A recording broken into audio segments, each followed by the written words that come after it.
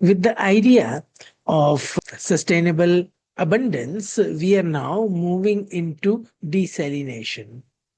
Water, this fundamental life sustaining resource, is at the heart of multiple global crises today.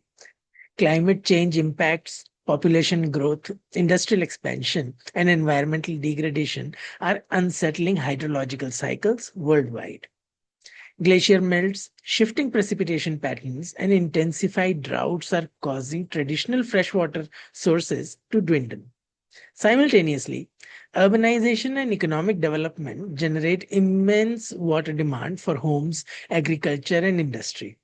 This context makes water scarcity not only an environmental issue, but a deeply political and social challenge that implicates power, agency, and violence.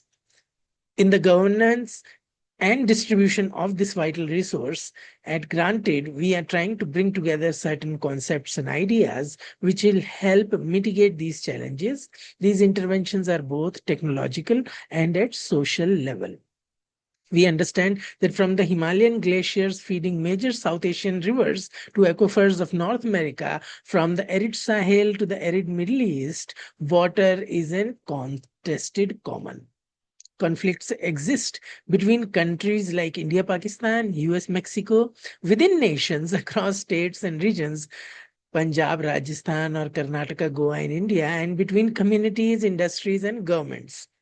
These conflicts revolve not only around quantity, but also quality rights and access.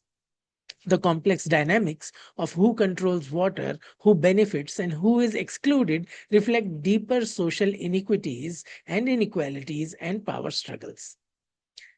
In this high stakes arena, social interventions around water access and governance cannot be neutral or purely technical. This inherently embodies power relations, invoking questions of agency, participation, and at times violence, both direct and structural. Recognizing this, our planned exposure into this particular area is to explore the interplay of how humans, natural resources, geographies will address water sourcing and distribution.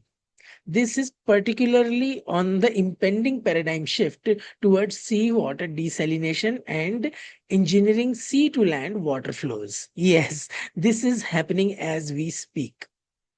The need for a new research focus on desalination and changing hydrological relations is critical. Historically, fresh surface and groundwater flows from land towards the sea, shaping biological, cultural, and political ecologies around rivers and lakes, are changing. However, with the glaciers receding, rivers drying up, and future of groundwater uncertain, this dependence on seawater will only increase, and that too for portable sourcing of water. Coastal desalination plants will become critical infrastructure nodes, and there will be conflict on whether they should be on land or at sea. And with large scale pipelines and pumping systems transferring water inland to cities, farms, and factories, this emerging sea to land water flow upends conventional understanding of water sources and presents a host of social, economic, and political questions. Yes, because some of these will be powered through solar, others will be nuclear, and while some others will be conventionally powered, how will communities living inland, often already water stressed, negotiate access to this newly commodified resource? What new power relations will emerge as private corporations and multinational investors increasingly lead water production and distribution? What forms of marginalization or violence might accompany water marketization, particularly for vulnerable groups? How will governance framework evolve to ensure participatory and equitable water management and utility scale? How do gender roles, cultural norms, and social identities influence agencies and inclusions in these transitions? Sources. So we need to be very mindful of these interventions that will arise. Thank you for joining us in this introductory session. We hope you will stay around for more on this topic. Till then, take care.